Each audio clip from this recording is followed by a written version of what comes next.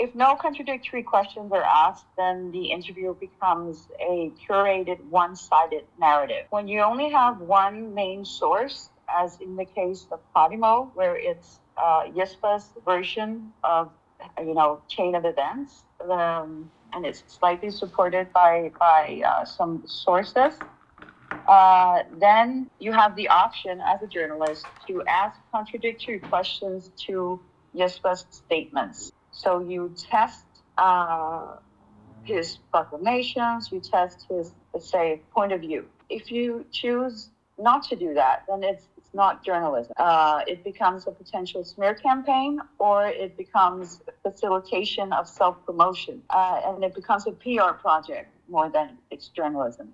A PR project for in this case, Jesper, and that's very problematic, especially when you frame your media product.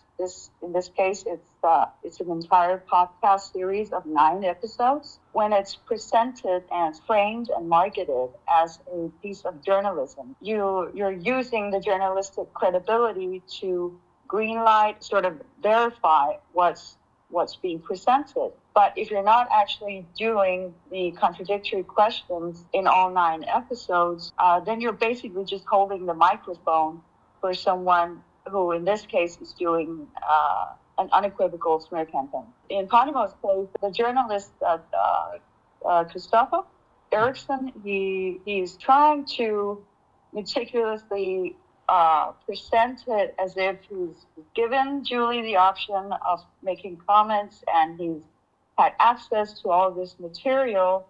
He says thousands of videos and photos and screenshots and government papers, etc. But it still remains that he's only presented with what Jesper has given him, material that has been chosen to be presented by one party. And he doesn't question this at any point. Media should not be used for a smear campaign.